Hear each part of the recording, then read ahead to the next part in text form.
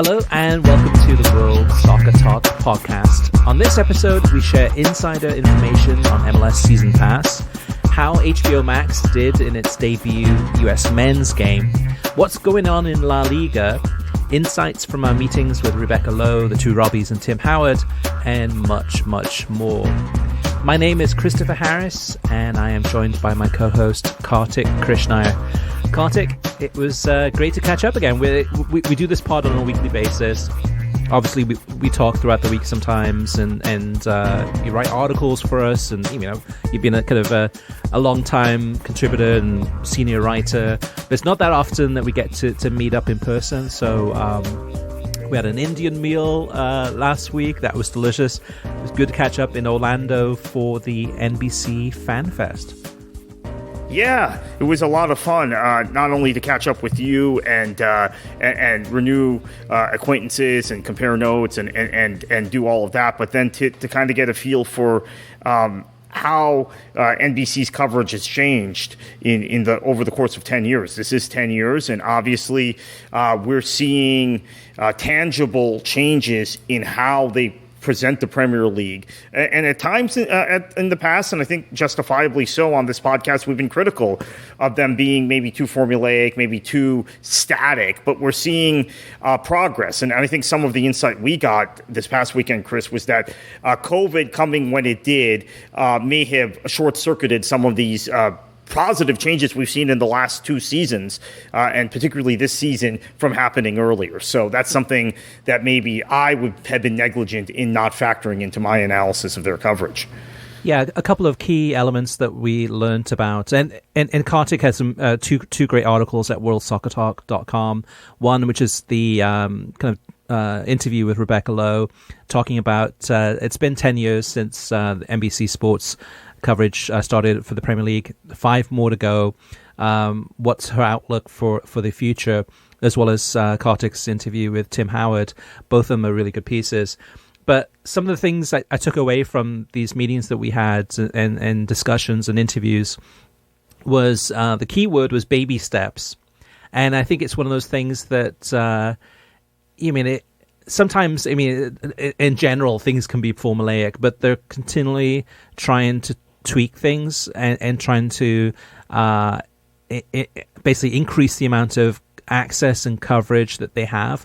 So for anyone that's been watching the Premier League in the last few weeks, you probably would have seen a few things that we haven't seen in a long time. And a lot of those are post-match interviews with Chris Richards, Kepa, and many others, which is something with the NBC Sports microphone, ask them questions post-match. Other things as far as even just at halftime, as a player's walking off the pitch in that Brentford-Bournemouth game, having kind of a mic and hearing what they're saying in terms of their analysis, seeing the locker room or changing room or dressing room, whatever you want to call it, seeing some of the footage inside the Brentford Stadium. So that was one of the things I kind of took away was baby steps, that they're continuing to see if they can get more access. And it's tough, right, Kartik? Because in many ways, I think the Premier League doesn't want the sport to be Americanized completely, where it's like NFL or NBA, but it's cognizant of, trying to find that balance between giving access but not going too far. Yeah, and I think that is a tough balance, right? We talked about this last week on the pod, that I had my own concerns about that. And I think finding that balance is going to be tough for the league and for the broadcasters. And also, as I mentioned last week, the issue of club TV channels. I think maybe Brentford is more apt to give that access, as we saw in that match against Brighton, than Manchester City or Arsenal would be, because they have club TV channels that are subscribed to by I presume millions of fans. We don't really know the numbers, but that access is a privilege of being a supporter. The way and is monetized at some of those clubs. Yeah, and the other thing too, I think that we will see. I mean, it's happening already in terms of Peacock. Peacock allows us to actually get more coverage. So at halftime of a typical NBC Premier League game on NBC, or if it was on USA Network, is, basically a couple of minutes of talk, commercial, coming back for about maybe 30 to 90 seconds, back to a commercial. And with Peacock, we do have an opportunity to actually get more halftime coverage. And also the other part of this too is that I think we're going to get more and more kind of interviews with Peter Drury and Lee Dixon and Graham Lasso, kind of from the commentary gantry, leading into the coverage and even post-match. And I think it's great to tap and get the insight from Peter Drury and Graham Lasso and Lee Dixon. They're at the stadium. They're right there. They've seen it. And sometimes they see things differently than we do on television. Or they might see things that are happening off camera. And that's something I'm sure you two, Kartik, will always enjoy and take something from those observations and analysis. Yeah, and I think this is part of the impact of NBC replacing Arlo White with Peter Drury. You've gone from, an okay guy, run-of-the-mill commentator to arguably the best commentator in the English language at this moment it's certainly in English football, maybe in world football. So you've got a different kind of pair of eyes and the types of observations. And I really liked the segments we're seeing with him and Graham Lasso and him and Lee Dixon. There seems to be more to it than just kind of basic match facts that we were getting on those segments previously. So that's enhanced the coverage. And I think obviously, in addition to that, the studio has worked well off of that. Now, the point you make, Chris, about Peacock versus USA and NBC is very, very pertinent because, again, I think a lot of the real positive improvements we're seeing from NBC's presentation are on Peacock matches. On linear, there are still limitations. I mean, in fact, there was one linear match recently that there was such a limitation that they got out of there right after the match, right? They went back to the studio for maybe 90 seconds, as you said, and then it was some other program. So a lot of I know people complain about streaming and having to pay, but this is one of the advantages of streaming. Yeah, and then the other thing too, because we interviewed Pierre Moussa, who's the NBC Sports' top producer for the Premier League, and he was talking about for a post-match on Peacock, there's no time constraints. So they can go as long as they need to. So if it's 30 minutes, 45 minutes, an hour, if they want to, there's no other programming coming on right after it where they have to break away. So that if something major does happen, they've got that opportunity to keep on going until while it's still relevant and timely and still got something to add, and that's a huge plus of Peacock. We'll get into that in a little bit too, and I just want to mention too. So on the FanFest, Kartik wasn't able to make it on Saturday, but I went Saturday, and we did the interviews with NBC on Friday. But just a really fun experience again for me. And the part I like the most is talking to the soccer fans, and I was, Kartik, blown away by how much they know about their teams. So I ran into some guys, some supporters, and actually it was a guy that was, I think, Matt, who's a Southampton supporter, and I was talking to him about the predicament that the team is in right now in terms of in that relegation battle. And just in talking to him for about 5 to 10 minutes, I was like, wow, this guy knows the club, he knows the managers, the players, knows what's going on. Not just that, but also Nathan Jones as the Southampton manager. He was talking about the club he came from and the playing style that Luton has, and how that's been able to kind of he's been watching Luton a lot to kind of get some analysis in terms of Southampton. And that's just one example. I mean, you saw so many fans from around the country there wearing different shirts, and you could tell it was a really eclectic mix of ages, genders, you name it, and a really fun experience. I'll definitely look forward to the next one. Now, Kartik, you mentioned the Peacock and talking about how much time they have. I'm not sure if you got a chance to watch the game on Wednesday night on HBO Max, US against Serbia. But it's really weird, though, because weird in a surreal way, not in a bad way. It's weird because HBO Max doesn't have commercials. So you have pre-match for USA against Serbia, you got halftime and post-match. And we're used to, as viewers, having commercial breaks. And not having those commercial breaks gives the broadcaster so much more time. So when it is pre-match and they're not having to break away to go to a commercial, you get more talking, you get more analysis, or basically more talk time. Same thing for halftime, same thing for post-match. Post-match, they had 30 minutes uninterrupted. And with Peacock, we do get TV commercials, but not as many. So I'm going to put it to you, Kartik. Did you get a chance to watch HBO Max? And what did you think in terms of how they were able to use the time that they had? So, quite frankly, I was so motivated by this match, I actually fell asleep before the kickoff time. That having been said, I did watch it Thursday morning, and a couple of observations. So, the pregame was longer than I anticipated, and Kyle Martino was name-dropping very early on, right? I talked to Kobe Jones about this player. I talked to this one about that one. But I thought, he and Luke were good. They were good calling the game. And Martino, as this is something I compliment because you don't often get, you sometimes don't get this with Fox. Martino wanted to be able to represent, since this was a Serbian C team or something, right? There were no players from Serbia that were in the World Cup were on this side.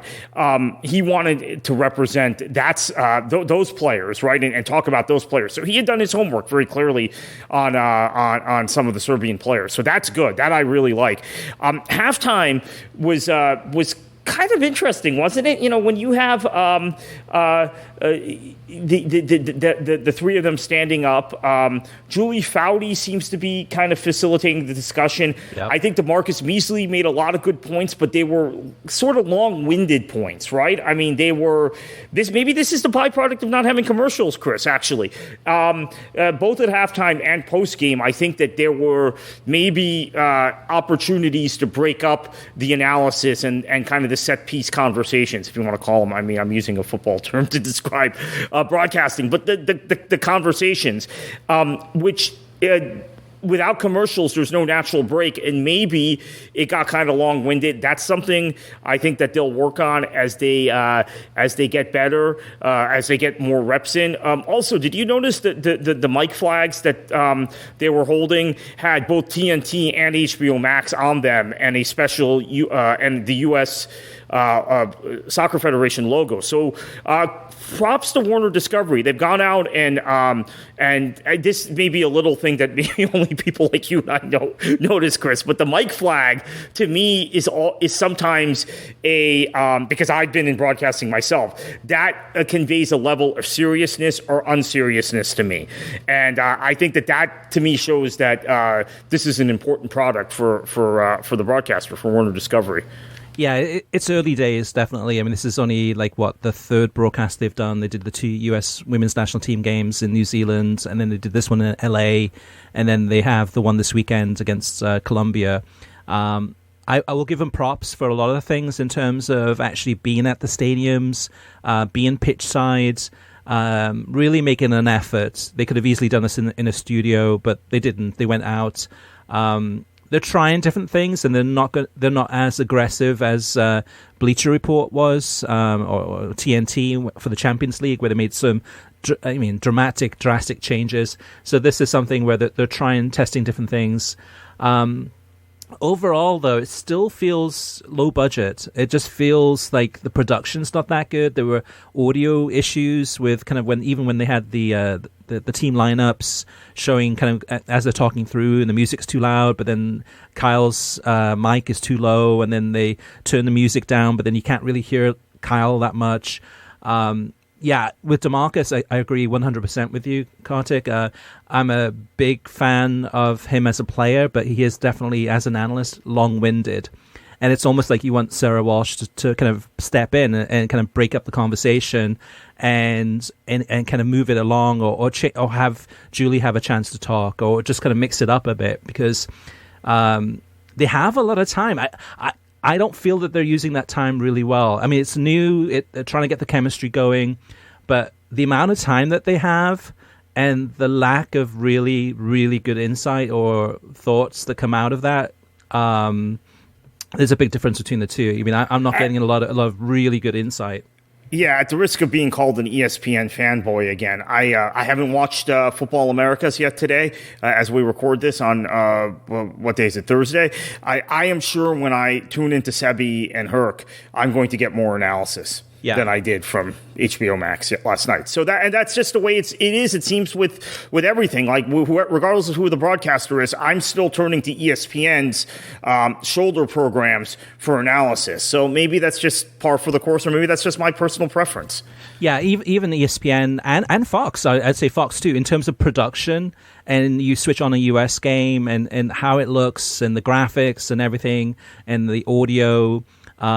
That feels a lot more professional. I mean, not that the Turner Warner Brothers Discovery is not professional. It is professional. It's just that there's, I don't know if it's like a junior production team or if they're still just learning on the job or there's just like not as much attention to detail or because it's so new that they just haven't aced it yet. So it's good. I like the attempts that they're making. It's just I think it can be much improved.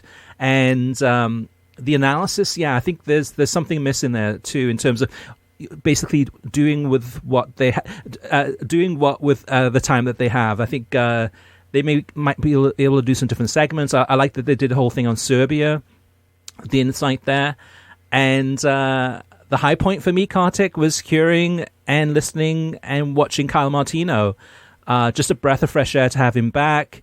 He's great on camera. He's making jokes. He's kind of doing the moonwalk.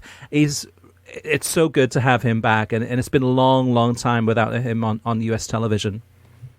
Yeah, it's been almost 3 years now, and we've missed him. I still think we miss him on Premier League coverage, so it's great to have him back. I agree.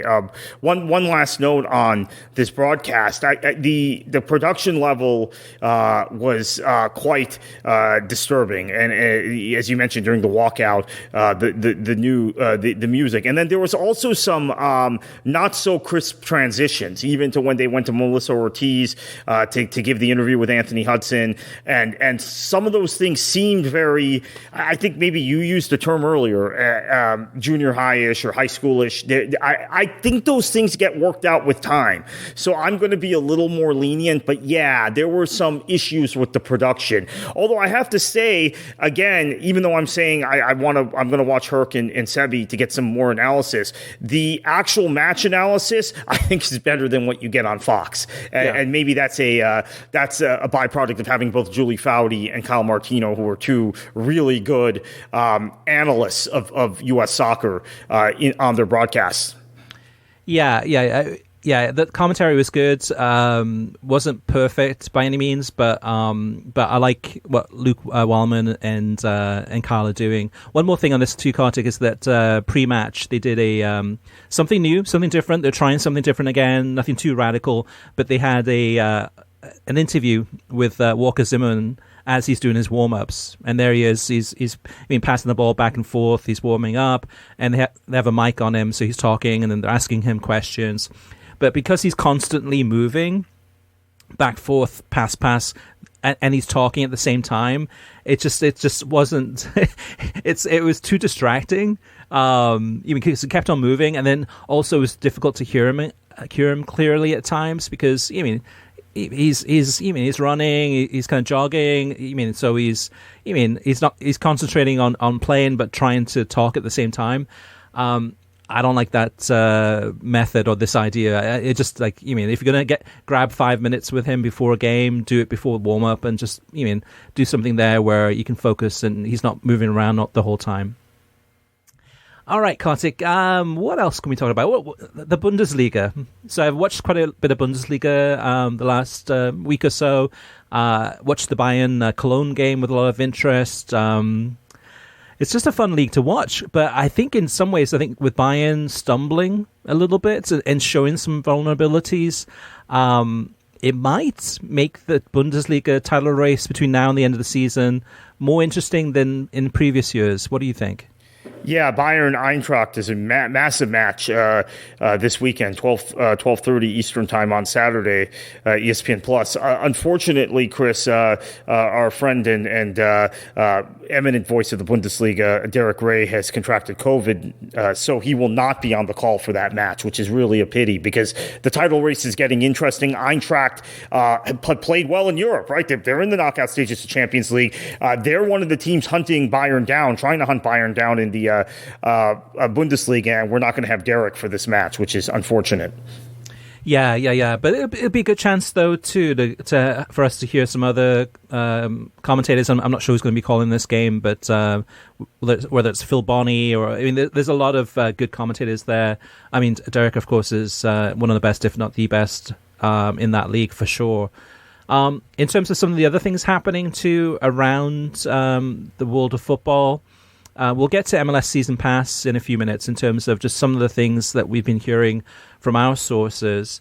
But one of the things I think following up on this US-Serbia game too is that, to me, probably one of the best things that could have happened to US soccer in the last few months is the whole scandal, the outrage, the war of words, so to speak, between Greg Berhalter and Gio Reyna. And this is a story that keeps on going, Kartik. This has been going on since, November. Here we are, almost in February. We're talking about it every single time that Gio Reyna steps on the pitch, every single time that he scores a winning goal, which has been 2 in the most recent games in Germany. Social media is still talking about it. And then we have... you're either in the Berhalter camp or the Reyna camp, and there's still a lot of discussion and kind of friction happening. And this story is not over by any means, anytime yet. I think this is a good thing for US soccer. I think this is a good thing for soccer in the United States. I think in many ways, this is kind of what Major League Soccer is missing, is a little bit of friction, a little bit of kind of controversy, really, where you kind of dive deeper into things that are happening off the pitch. I mean, and you see this in NFL, you see this in college football, NBA, the Premier League is one of the greatest soap operas there is. Are you on the enjoying this this journey? Yeah, no, they need this, and MLS doesn't have this. U.S. Soccer generally doesn't have it. Carly Lloyd was very direct and I think to the point, accurate in her autobiography when she talked about how this sanitized image you see from U.S. Soccer isn't real. Right? You generally see this lovey-dovey image, and MLS is really insistent on that, right? They stifle controversy, they stifle personality. So it's funny, we're recording this 11 a.m. Eastern time on Thursday. Those of you who follow me on Twitter have just seen, as we began recording, me unleash a 7-tweet thread about Pep Guardiola and Pep's comments, which I had not seen, right? Because we were at the Fan Fest in Orlando when the Spurs Manchester City match took place. I went back to go look at clips from the Fan Fest to prepare for this podcast, actually, Chris. And one of the clips was Rebecca Lowe and Gary Cahill and the Robbies breaking down Pep's comments. So I'm like, okay, I got to watch this. So I watched Pep's comments in its entirety, and it's all about the things MLS. It's what you're saying. It's basically the stuff that U.S. Soccer and MLS lacks. He's having a go at Manchester City's supporters. He's having a go at his own team. He's saying we've let the standards slip. He's saying this is about passion. He's saying we were lucky to beat Spurs, right? Antonio being Antonio Conte had his team organized, and we were lucky to beat them, right? We know how hard to play against them it is. That sort of thing is not permitted in U.S. soccer and Major League Soccer normally, right? Or on the U.S. women's side, as Carly Lloyd alluded to in her book. That sort of outing of personality, that sort of creation of controversy by the most prominent people in the game. In this case, Pep Guardiola being one of the most prominent people in the world game, right? But the equivalent in U.S. soccer will never say these sorts of things. And if they do, they're brandished as pariahs. So I think this is really good to drive interest. And hopefully, based on it and based on the interest it's driving, we'll see kind of a change in culture, even in how maybe MLS is broadcast on Apple TV, which is something I know you want to talk about. Yeah, and that's something too. Even from these games on HBO Max, I mean, it was last week was DeMarcus Beasley saying like, "Hey, I think that Berhalter has got to go. He's not going to be coming back." That's his thoughts.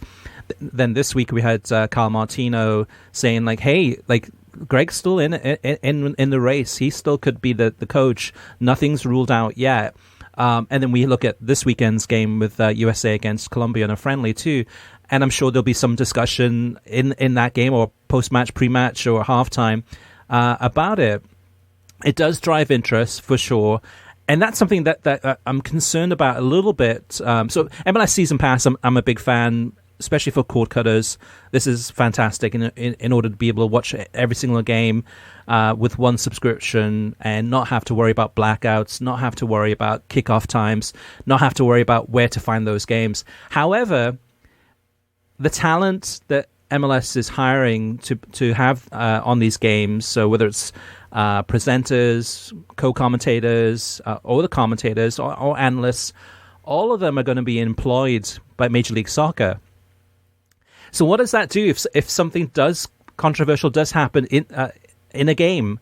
Are they going to be, or something controversial that happens with Major League Soccer where MLS screws up and makes a wrong decision, or basically makes a decision on something that's very controversial?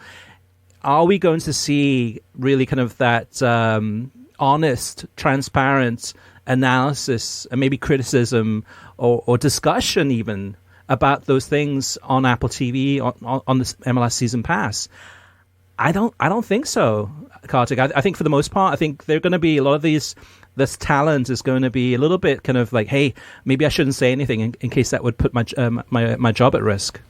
Yeah, let's say MLS signs another player of Zlatan's personality and quality. Not many of those guys in the world, so I mean, there was only one Zlatan. But we know how that really pushed the comfort level and sort of made a lot of these people who want it as sanitized as possible, including in the media, very uncomfortable. The things Zlatan would say. What's going to happen now that you have Apple TV or MLS Season Pass and effectively commentators and co-commentators who are working for MLS analyzing that sort of commentary? Just think about Zlatan's comments a few years ago, I think it was 2018, about Major League Soccer, about Carlos Vela, among other things, and put that into the context of this era.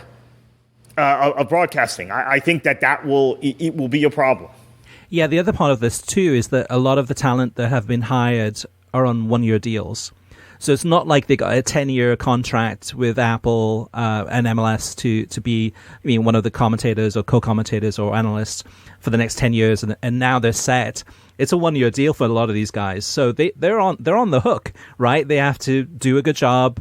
They have to, basically kind of follow the script, so to speak, in terms of, just basically provide good analysis, etc. So I think a lot of them will be a little bit gun-shy about being, saying anything too controversial.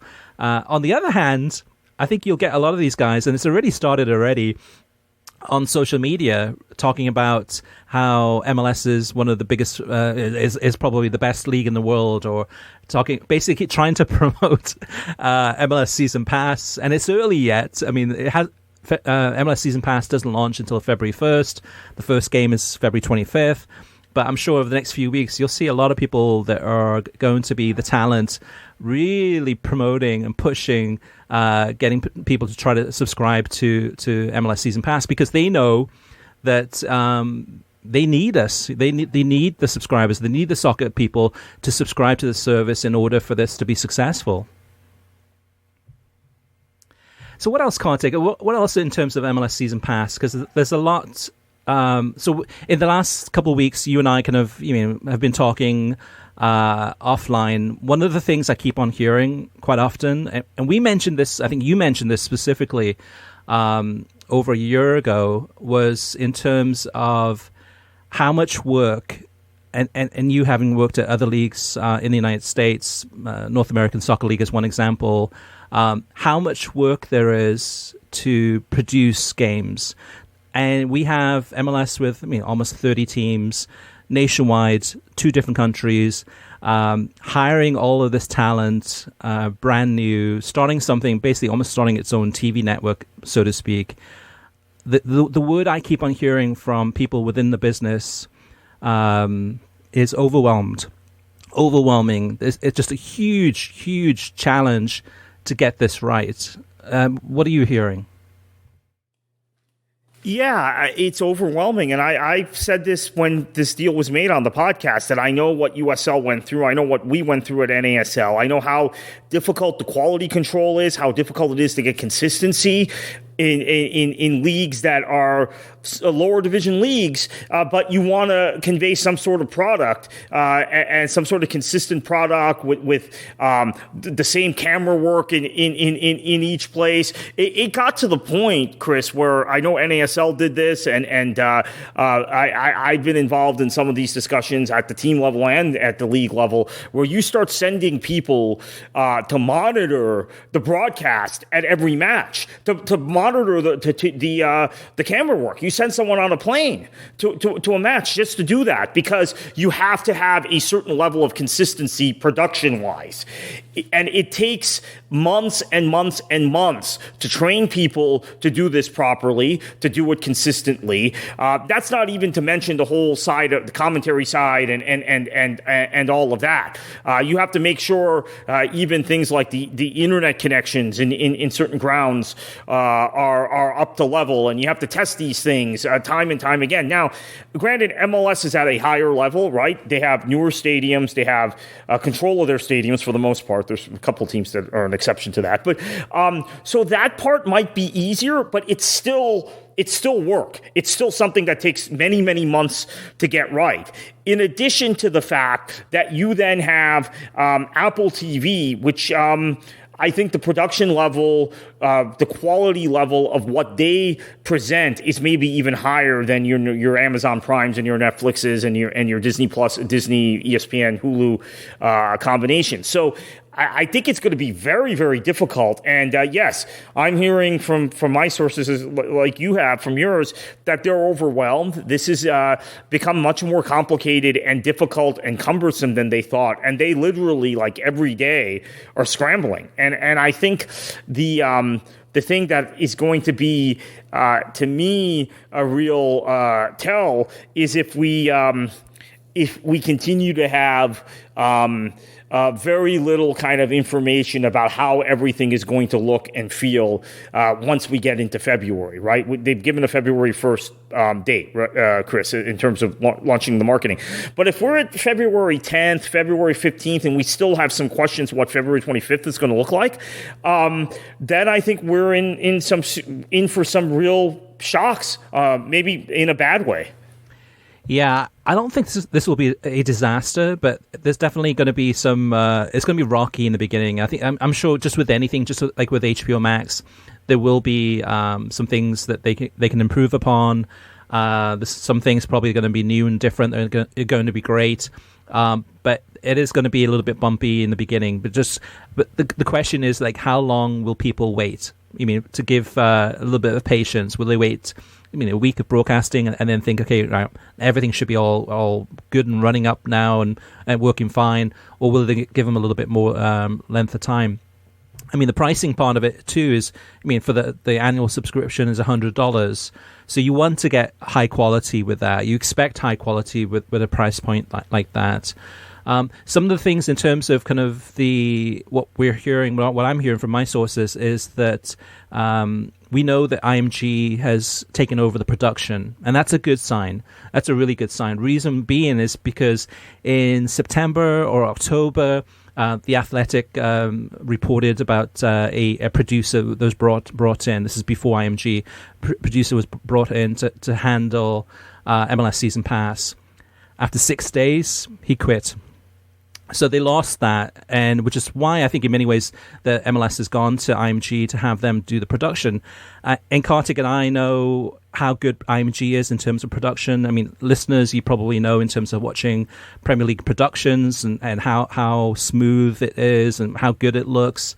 However, that comes at a price, and MLS going to IMG is almost like kind of declaring like, hey, we can't do this ourselves. We need to go to an expert that has experience doing this. So that's a good move. It's just what that cost is in terms of something maybe that they weren't expecting initially. That is, we'll wait and see on that. The other thing I'm hearing too about commentators, and this is one of the big concerns about MLS fans losing their local regional sports network and their local broadcasters. So whether it was, JP Telecamera, even Joe Tolleson, you go down the list, you lost all of those local commentators. Some of them have been brought back to work with MLS Season Pass, but not all. However, what I'm hearing from one of my sources is that the commentators and talent will be going to the games, but they'll be focused on a regional basis. So if you're in the Pacific Northwest, as one example, and you're Keith Costigan and Jake Zivin and some of these guys that are doing those games in the Seattle, Portland area, you may be expected to cover the games, maybe some of the games in California. And in the Pacific Northwest, and maybe Real Salt Lake, and you have your area, so you can focus on those teams, come up to speed on those teams. Do everything you need to do so you're prepared, rather than at random being sent to some part of the United States or Canada to call a game, and you not knowing as much about those teams as the local people do. So that's good news too. Yeah, I think that's a very smart move, and that's the way it probably should be done. At USL, for those who aren't familiar with USL's model for USL Productions, which airs on ESPN Plus, they centralize a lot of the announcers, but they're assigned to certain teams or to certain regions, just like this. So it's not. So what you generally have is a similar sort of rotation. Sometimes people are assigned specifically to teams, even if they're calling matches or based in Fort Lauderdale, where USL Productions is based in Florida. They may be assigned to a team, and they have to follow that team closely. So I think that's a good thing. Yeah, so here we are. It's at the end of January, the 1st of February, when they're launching MLS Season Passes next week. And there's very little information other than what we've known now for a few weeks. There hasn't been much additional information. There's a lot of questions that people have. So we will have a MLS Season Pass FAQ at worldsoccertalk.com that will go into a lot of detail, that will answer the questions, that will dig deeper into the concerns or issues or questions that you have, because this is a brand new thing. This is a huge thing for Major League Soccer and for Apple. And the success of MLS Season Pass, most of that is dependent on how many subscribers MLS gets. And I really hope that they make a big push on the advertising and marketing side to get the information out there. So whether it's advertising on sites, or whether it's doing some PR campaigns, or whatever it may take to get the information across to fans, because this is new. This is completely different than anything other than the Bundesliga with ESPN Plus. But the difference here with MLS Season Pass is that global nature, that global deal. And yes, some of those games will still be on television, about a 30-year season across Fox and FS1 and FS2, probably FS1 mostly. But for the most part, this is brand new. So it is a lot of change. And again, for cord cutters, there's a lot of questions that are coming up too. For example, if you want to subscribe to... Actually, I'll get into that in the listener mailbag. I think Ritik had a really good question, so we'll get to that in a little bit shortly. Kartik, anything else you want to mention that we haven't covered yet before we move on? No, I think we've run the gambit of topics. All righty. So that's what we know so far. We will continue digging for more information, doing the discussions and hard work to try to get the things across to you. I will mention one more thing, Kartik. I have a question for you, and feel free to answer as honestly as you always do. How much La Liga are you watching? Less than I have in the past. I have a whole... I mean, we could do a whole podcast. I could give you a whole laundry list of issues. Talking to people who know the league and Spanish fans of what's wrong with La Liga, and some of the mistakes Tebas has made. Obviously, the marketing, some of the issues with clubs like Valencia and the way Peter Lim has managed Valencia and made it into, they're like wolves, right? George Mendes is staffing the club, right? And on and on and on. There were multiple layers of reasons why La Liga is becoming less compelling. And quite honestly, the thing that I don't like in La Liga that I'm seeing also, Chris, is that because Simeone had so much success, at one point you saw a lot of teams try and play fluid football, and I don't want the league to be like the Bundesliga where every team tries to copy the way Bayern plays and the way Klopp and Tuchel played at Dortmund, and that means the teams at the bottom are incredibly open, and you never have matches where teams are sitting in low blocks, right? That's the problem with the Bundesliga, right? I mean, you have teams that always try and play their way out of trouble at the bottom of that league. But in La Liga, Chris, there are more and more teams that are playing the way Atleti play. Compared to in the past, from my perspective, and that has diminished my enjoyment as a viewer. And I think part of the reason that's happening is economic. It's not just Atletico had all this success in terms of winning trophies and coming close to winning even more trophies, right? Playing the way they did under Simeone, or they continue to play under Simeone. There's just a number of factors, and maybe this is something for a special show or one of our episodes, because there's a lot to unpack here. Yeah, I mention it for a reason because, the Bundesliga always gets kind of criticized for being a one-team league. However, this season, whether it's RB Leipzig or Freiburg or Frankfurt, there definitely are a strong contingent of teams beneath that are challenging, that could topple that monopoly. But to me, La Liga, really is a two-team league. And yes, Real Sociedad is doing well. But I probably watched this season probably less of La Liga than I have on a per-season basis than in the last, 5 years, 6 years. And yes, I enjoyed El Clasico, the Spanish Supercopa final.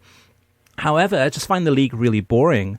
And so whether it's you turn on ESPN FC and the first 10 minutes of it is talking about La Liga and what's happening, and just even the interviews are so boring. Just the managers, the talent, Xavi, fantastic player, fantastic manager, just really boring to listen to. Which is really odd, because if you read his columns when he was out of management, between his playing stint and his management stint, he was taking on tough topics a lot. Even to the point where, he said something about Spurs and Pochettino, and Pochettino addressed it in the media saying, well, Xavi's Barcelona. He's my enemy because I'm Espanol, right? Pochettino. So he was kind of, and he would push it in his analysis of stuff as a writer, which is why as a coach he's become just very, very, very milk toast, for lack of a better term. Yeah. It's when I watch it, and I watch and listen to the ESPN FC analysis, which I appreciate. It's just I just don't think that it's that exciting. It's just that most of the talent is not going to Spain like they did in the past. Most of the top managers are not in Spain like they were in the past. And Real Madrid's really not a great side this season. A lot of holes in that kind of a slow, tired, older side. Barcelona even is inconsistent and not looking that good either. I think it's just really a bad time. But to me, it's also the coverage by ESPN. It's just that Luis Garcia... it's just and then the female presenter that they have, or the female Jenna Soler, pitchside reporter, the one that does all of the interviews, just really boring. I don't know. I watch it, I listen to it, I hear it, and I'm like, this is so boring. And this is coming from me, a big fan of La Liga. In the past, it's not a good time for La Liga right now. Let me address something else on this. So Javier Tebas made it it kind of implied time and again that La Liga needed to have the best players, right? You were watching because of the players, blah, blah, blah, blah. Now, La Liga doesn't have the best players. Many would argue, Real Madrid and Barcelona fans in particular would say, well, it's because Tebas has pushed, his kind of ideological view of how football should be structured. And so now you have a situation where, La Liga has a hard time selling itself around its clubs and around its atmospheres and around its supporters because they had made such a big marketing push around having the best players in the past. So that's another element of this. Like I said, we could do a whole show on this. I've got a lot of thoughts on this, and I'm just scratching the surface. But that's another thing to consider. You can still market the Bundesliga without the best players. Lewandowski can leave, and you can still market the Bundesliga, right? Because it's about the atmospheres. It's about the culture around German football and German culture in general. La Liga has put themselves in a position where you can't market the league unless they have the very best players. And that is actually the fault of Tebas more than it is the fault of Florentino Perez or Laporta or Berhalter-Reyna or whoever else is going to get blamed. Yeah, and it's kind of going towards where, I think the Super League idea may happen at some point, because I think all the other leagues probably say, like, hey, we just can't compete with the money that the Premier League is making and spending, and we have to kind of basically partner together, whether it's I can't see the Bundesliga doing it, but maybe it's the French league, the Spanish league, and these leagues are losing their supporters now. I think France might be in a different position because I think France is getting the sort of investment. I'm actually been impressed by some of the club purchases, some of the investment in Liga in the last year, Chris. Maybe that's again another topic for another time. Yeah, a lot of Americans, a lot of guys who have money, a lot of guys who see potential in the league. Spain and Italy and Agnelli. Andrea Agnelli says a lot of things that I think are ridiculous. He also says a lot of things that are very accurate. And I think when he speaks about young people not being interested in football, and that was one of his justifications for partnering with Perez and the others for the Super League, I think that's a very real point in Italy and Spain. I think that is and it's where England was in the 1980s, by the way. I mean, Chris, you lived through that. Yep. So I do think that there's some valid points, and I don't know if Tebas recognizes that. So that's an ultimate problem for La Liga. Yeah, definitely. And it's one of those things that I could see that. I could see that in terms of, but that's something that Gianni Infantino says quite often in terms of and that's why he says, okay, we need the FIFA Club World Cup because we're losing the younger fans. We need something that's more exciting, that's going to bring all these the best teams from around the world into a FIFA tournament, of course, played. Let's go ahead and have 40 teams, 48 teams, whatever it may make it. And oftentimes it's based on, like, hey, we're losing that younger soccer fan. We're using the audience really for the future. So I think sometimes it can be true, but other times it can be something where it's used for their own gains. Yeah, to put a wrap on this, I think that this is something, Chris, where we could say MLS, whether Apple Season Pass, MLS Season Pass works or not, where they recognize that they have to engage and keep young fans. Yeah. In a way that La Liga and Serie A. Serie A, we were criticizing La Liga, but we could have La Liga. The criticisms are tame compared to what I can say about Serie A and the direction they've gone recently. But I think maybe to Garber's credit and to Mark Abbott's credit and everybody at MLS, they recognize this is a problem in certain European countries, in Southern European countries in particular, and let's not allow that to happen here. Yeah, I think it's more the marketing rather than Don Garber and Mark Abbott. I think it's more in terms of the marketing and how they market MLS and appeal directly to that younger audience than it is, say, Garber or Abbott in terms of the decisions that they make. But yeah, MLS for sure does a really good job of targeting a younger audience. Absolutely. All right, let's move on to listener mailbag. Speaking of Major League Soccer, Jaime has a question. Jaime Garcia has a question about MLS Season Pass. He says, very interesting to see how many games the non-subscribers and Apple TV subscribers will be able to watch. Do you have any details? Maybe the free part will make Major League Soccer more popular, but the $14.99 does not. It does look very expensive. Yeah, so for this season, the 2023 season, approximately 43% of the games will be available for free. So those could be available for free within the Apple TV app, which is great. I mean, because you want to sample MLS Season Pass. In some ways, you want to see what it's like, right, before you go ahead and subscribe to it. So the best way to do that is show games for free, a bunch of games for free, get you hooked on this MLS season. And then you're sold, right? Then you say, okay, $14.99 based on what I'm getting in terms of all the additional coverage and shoulder programming and whip around shows, you name it, right? There's a long list of stuff that they're getting. Maybe then that $14.99 it looks maybe not so bad in terms of pricing. Maybe in terms of the value there's an opportunity to kind of show that, improve that. So yeah, a bunch of almost half of the games will be available for free. Which is fantastic too, which will help get people kind of over the hump in terms of being worried about trying to get MLS Season Pass working on their phone or TV or smart TV or computer or iPad, whatever it may be. Leo says the MLS Season Pass starts on February 1st, while the season itself starts on February 25th. I wonder what fans should expect in the period between the 1st and 25th of February.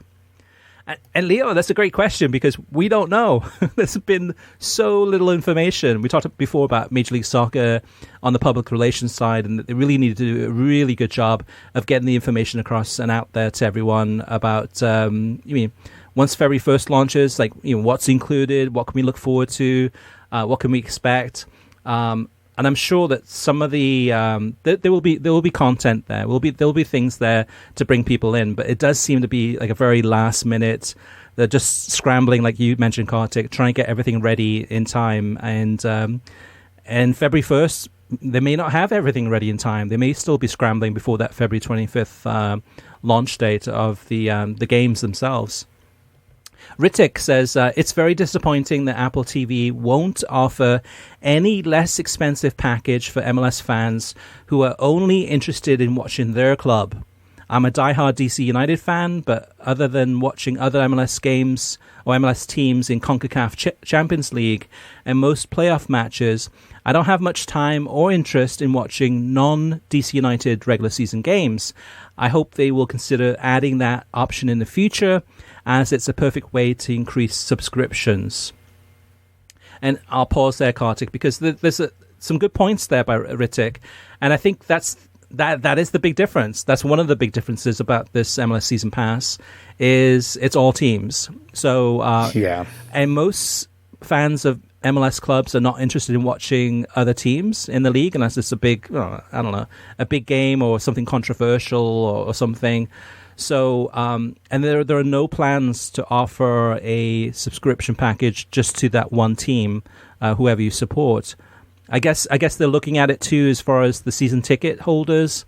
Season ticket holders will get access to MLS Season Pass for free, in quotation marks. It's included in the price of the season ticket, and then you can watch, in this example, DC United games and not have to worry about watching it in the other games. So I guess that comes up back to the pricing too, Kartik, is that, okay, $14.99 a month, right, is one of the more expensive streaming services for soccer, if not the most expensive. However, if you're only interested in one team, and that team might play, depending on scheduling and stuff like that, maybe, 2 games a month sometimes, maybe 3, maybe a little bit more, depending on what's happening.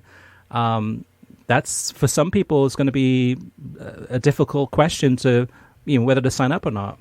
Yeah, and so because they're not offering those individual team packages, I think that they're going to lose subscribers. I don't know what the balance is, though. They have to determine that, because maybe they think most people who are interested in individual team packages are buying season tickets. Now, we see that with some clubs, and we don't see it with some others. So that's another thing, right? In some markets, the bulk of the fan base and the people who would watch the matches on the RSNs were buying season tickets. tickets. That's the case. That was the case with the LA Galaxy. That was the case with Philly Union. I can tell you, like in the case of Real Salt Lake and Sporting Kansas City, they had much higher numbers. And I think there's some other examples too. I'm just giving some random examples that I know about. There were much higher numbers for people watching away matches on their local RSNs, or in Salt Lake's case for many years they had their away matches on linear television locally. Then we're going to the games, so you're potentially disenfranchising a lot of people in some markets, whereas in other markets maybe it doesn't make any difference. So that's another thing MLS will have to figure out. We're in a weird place with Major League Soccer right now, because in the past there was always those big names, and those big names, the thinking was those big names would make people watch the league or get them interested in watching games. So whether it's Pirlo, Gerrard, Lampard, Zlatan, as you mentioned before, Carlos Vela to a certain extent when he did join the league, Chicharito to a certain extent when he joined. There were, you go through the history of Major League Soccer, there's been so many big names that the hope was that would pull viewers in. Where we're at now, I'm having a hard job trying to think of who's the biggest name in Major League Soccer right now? Who's the big name that's going to pull people in? So we're on the opposite side of the spectrum now, where it's all about the teams. It's all about having the team chemistry. A Philadelphia Union is one example. Not major stars, but a good team ethic, playing decent football, actually good football under Jim Curtin, well organized, and which is great if you're a Philadelphia Union fan. But if you're a neutral, or if you're somebody outside of a city that has a Major League Soccer team, what's going to pull you in? What's going to make you subscribe? That's a great question. Insigne is in the league. That's the only. Who else? I don't know. And this is interesting because around 2015, MLS had the strategy to try and collect as many pieces, lucrative pieces as they could. In addition to the names you mentioned, David Villa, Didier Drogba, Alessandro Nesta. There were big names who came to MLS. To the point where at one point I said, and this was completely misunderstood, and Premier League fans got very defensive and angry at me. I said there are more high-profile, big-name players right now in Major League Soccer than there are in the Premier League. And that was a time when the highest-profile Premier League players were guys like Eden Hazard. I can't even think. That period. There was a period. It coincides with Leicester winning the league also. So there was a dip in star quality coming out of the Premier League, not necessarily in the overall quality of the league, but it was a period before Manchester City had gone and gotten Kevin De Bruyne, etc. Luis Suarez had just left the league, right, and gone to Barcelona. So there was a period where I was thinking, MLS, they've got at least the names, and it coincided with them doing a new TV deal, an 8-year TV deal. This time, as they launch a new TV deal, I gave you one name, Insigne. I can't think of any other players, at least that I think of as world class, that are in MLS. Mm-hmm. Can you? Seems to be the only guy I can think of. Yeah, the only one I can think of. And again, too, it's a player that you and I, I'm sure, appreciate, and many of our listeners do. But it's not going to be one of those names that you scream from the rooftops. Is Pozuelo? Who's a great player, just a really fantastic midfielder that makes a difference. And that's the thing, though, too, that MLS, there's always names mentioned in the press. Of course, Messi is one example. But other names, there are mentioned, Busquets, Giroud, Leao, all these players. However, will they eventually make it to MLS, or will they make it to MLS this year? I think MLS is in a stage right now where they need that big signing. They need someone. They need someone to draw in that audience. For this launch in February, and right now I don't feel it. I'm not going to say who it is, but someone mentioned Leao coming to MLS to me, and I laughed because, if MLS did that, great. Right. That's a statement signing. Of all the statement signings the league's ever made, that would be the statement signing. Rafael Leao, for those of you who don't watch Serie A and watch him at Milan, I think is maybe the best player in that league when he's on, but it's never going to happen. So I think there's become also this thing now with MLS where people who support the league or connected to the league starts throwing names like that name out and some of the other names you mentioned, and knowing that it's probably unrealistic that any of these guys come, but they still have to register MLS as a player in the transfer market to gin up interest. One more thing about this too, Kartik, is that I know you're a big fan of the USMNT audience and fan base, but that crowd is probably not watching MLS that much. They're watching Juventus, they're watching Champions League, maybe a little bit of Premier League, or Leeds United, or they're watching Valencia. They're choosing teams based on USMNT players, and most of the major stars are in Europe. So MLS definitely has a big issue that they need to resolve. I'm sure behind the scenes they're working on it, but we need something. We need something to really kind of. Maybe it's messy, and that's quite possible. At some point. That's driving the conversation. You're right, the USMNT thing, because I've even noticed the last 2 weeks the interest in Crystal Palace spiking because Chris Richards is starting now, has worked into that team under Patrick Vieira. So, yeah, I think you're right. USMNT fans are focused on Dortmund. They're focused on Juventus and Valencia and then Crystal Palace and Leeds and wherever U.S. players are playing. And then looking at, I think, some of the top teams in Europe and trying to speculate as to where Americans could move. So it's a problem for MLS. Who's the highest profile MLS guy now in the U.S. men's national team? I mean, who do you market around if you're MLS in that case? Yeah, maybe Walker Zimmerman or even Kellen Acosta, or I don't know. And it just it's tough. It's tough. It's really tough. So, and that's the thing that you and I have privately discussed this. I'm not sure if we've mentioned it on the podcast before, but the audience for USMNT is very different than the Major League Soccer. And actually, a lot of them don't like each other. MLS people don't like the USMNT crowd for many different reasons. Some of them social and political, and vice versa. So they operate in two different kind of circles. And there is some overlap, but it's a different audience. So, yeah, Rittick goes on to say, a pleasant surprise from this past weekend was 2 over-the-air Premier League matches on NBC. I noticed it'll continue during the match week on February 4th and 5th. Should we expect this to be the norm moving forward? And that's a great point, too, because we didn't mention until now the viewership for that Arsenal-Manchester United match, which was on NBC on a Sunday, which was rare, as well as Peacock and Telemundo. And then collectively, combining that audience across those 3 different areas was 2.3 million people, which is the biggest, most-watched Premier League game of all time in the United States. And a lot of that comes from Arsenal fans. Huge fan base. A lot of that comes from Manchester United. Huge fan base, and both of those teams have not done so well in the last few years, and now there's that resurgence, so they're interested, and the neutrals are hooked on it. It was a great game, probably one of the games of the season. So I think NBC will look at that and say, like, hey, there might be a couple of weekends coming up with NFL where there's buys where they might not have any games going on NFL, and there could be some big opportunities for those big games to have on Sundays, which we might see big numbers again. Let me mention something real quickly, Chris.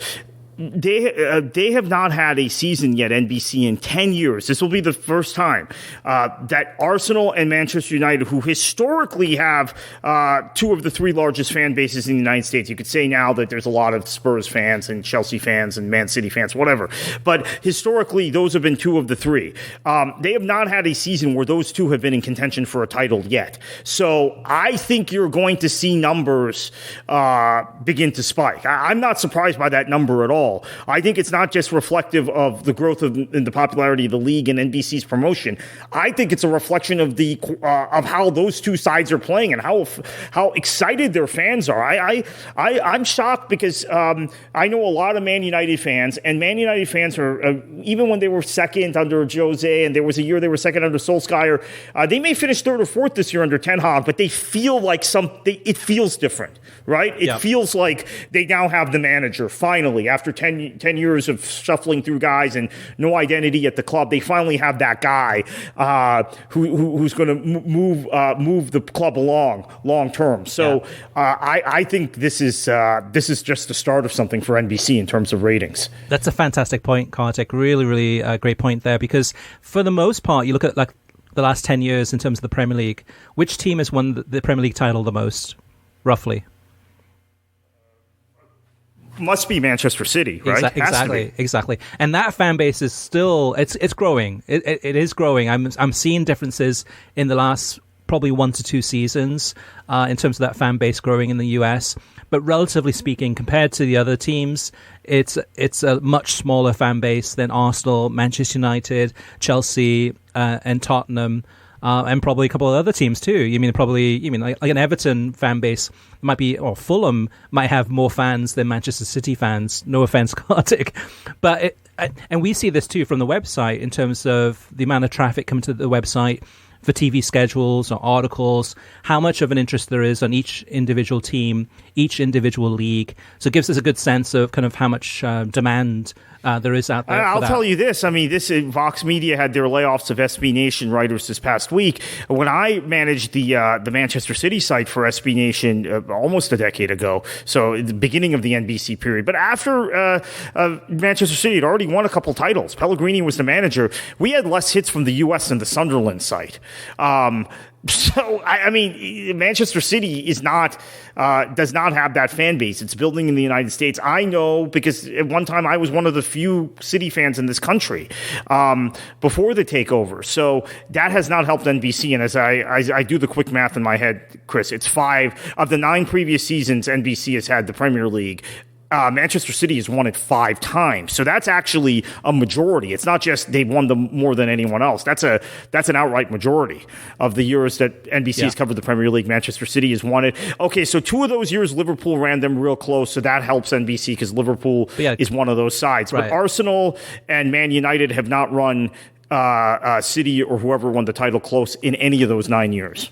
And for fans of English soccer clubs in the United States, Americans, if you grew up in the 80s or 90s or the kind of early 2000s, chances are if you became a soccer fan, it was more likely that you'd be an Arsenal or Manchester United fan because both of those teams, it was the 2 biggest teams in England, always fighting to try to win the title season after season, some legendary stars on both teams. And that fan base is still here. I mean, and it's growing. So, yeah, NBC is going to have, if this continues, great points, Kartik. This is going to be a major year for them. Yeah, throughout the history of English football, I get into a lot of trouble for saying this, Chris, so maybe I shouldn't. Liverpool and Man United fans get very angry when I say it. But throughout the history of English football, if you start in the 1920s, no club has been as consistently strong in contending for league titles over that 100-year period as Arsenal has been. Even though they've won less titles, far less titles than Liverpool or United, those titles have tended to come in bunches for those clubs. So Arsenal not competing for a title the last decade is a pretty big deal in the historic trajectory of English football. So it's good to have them back, and I think it's important for the league and for NBC as they get viewership, as they try and increase viewership, to have Arsenal back. All right, 2 more comments to go. Next up is Dave. He wants to talk about Peacock and U.S. Women's National Team. He says Peacock did a great job last week with the U.S. Women's National Team game against New Zealand. It was clearly pulled together last minute and called off a monitor, but I have rarely seen a women's friendly get such high-profile treatment in Spanish. Telemundo seemed excited about being the new Spanish home for U.S. soccer coverage, encouraging start. And I watched a little bit of Telemundo's coverage on Wednesday of the U.S. Serbia game. And Telemundo's doing a great job. I mean, the sound mix is better. It seems more professional. It's on Peacock. It's in Spanish. Andres Cantos commentating. It felt more exciting. I mean, it felt like something I'm used to more often. And yes, HBO Max and Warner Brothers did a good job too. But Peacock's definitely doing great on the Spanish side. Last but not least, Chris has a question about the CW. Even though this really isn't soccer related, Live Golf is on the verge. Actually, it's already signed of a TV deal with the CW, which is a over-the-air network owned by the Nexstar Group. The president of the network has said in recent interviews that they are actively pursuing sports rights such as IndyCar, Pac-12 college football, basketball, and, importantly for us soccer fans, the NWSL. With this in mind, my question to the both of you is, do you see the CW as a player for soccer rights going forward? Yeah, there were a lot of CW affiliates, Chris, that had soccer rights through the years because MLS they had regional sports networks that had MLS rights. So and they would show some of those over the air on the CW channel. In fact, I think the CW channel in Orlando had Orlando City for a few seasons. Their away games, or some of their away games, not the entire package. Some of it was on the RSN, some of it was on the CW. So yeah. I think maybe this there are programming holes now that they need to fill for their local affiliates in bigger cities because of the Apple TV deal. This is part of the knock-on effect that Chris and I have talked about, Christopher Harris, not Chris who's written us, about the knock-on effect of the Apple TV deal. And I think one of them maybe the CW needs to fill some programming holes, and they would go after soccer rights like they've gone after Live, and like they are talking about the Pac-12 in particular. I've heard connected to them because the Pac-12 now is kind of on the outside of the of the sphere in terms of TV deals with college conferences, right? We're seeing the ACC is locked into ESPN, Big Ten is locked into Fox, Big 12, a lot of activity there. SEC, we know the situation with them and ESPN. So I think it could be interesting. They could be a player, but I think they'll be a player for second-tier properties. They're not the CW network is not going to grab the La Liga rights in the future or MLS rights or anything like that. Yeah, so my wife and one of my daughters loves the CW. They watch it quite often, whether it's, Riverdale or The Flash or Stargirl, et cetera, et cetera. So they watch a lot of it. What I'm hearing, though, Kartik, is that even though the CW has Live Golf, a lot of the CW affiliates will probably, a lot of them won't show the sports. It's up to each individual affiliate. So, like, for example, with the Arsenal-Manchester United game, recently, last weekend on NBC, probably 99% of the NBC stations available nationwide showed the game. Not every single one does. The CW, if they showed, whichever game it would be against whoever, say it's an NWSL game, there's no guarantee that game would actually be available. Yeah. Chris, so this is an important point that I think a lot of younger viewers may not understand. Historically, NBC and CBS have had better relationships with their affiliate stations than Fox or any other network, the CW. And ABC is somewhere in the middle. I know Disney has really worked on a lot of the ABC affiliate stations, but ABC is in many ways kind of the third network, right? CBS and NBC have really strong relationships with their affiliates, carefully chosen affiliates in every market. Both those networks have gone and bought stations, local stations in important in important markets for them. ABC has done a little less of that.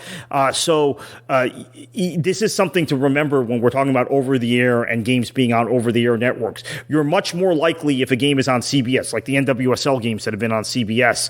Although I guess you had an issue with that in Jacksonville, you told me. So that's an exception. Although I have to say, CBS changed affiliates in Jacksonville. That they weren't used to be on channel 4, and when they changed to 47 in the Jacksonville market, there were some issues with preemptions. But you're much more likely to see an NWSL matchup on your local CBS affiliate than you are to see an MLS matchup on your local Fox affiliate for this reason, with Jacksonville as an exception, obviously.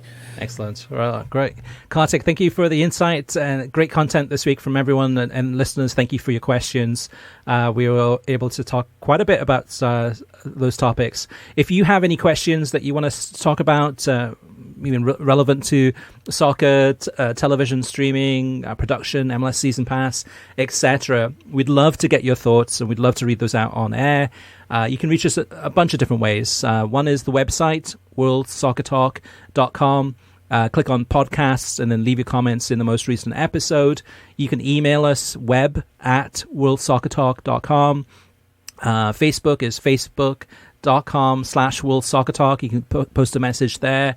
You can tweet us at World Soccer Talk, or you can leave a voicemail for us at 561-247-4625. Kartik, before we go, a shout out for Beyond the 90?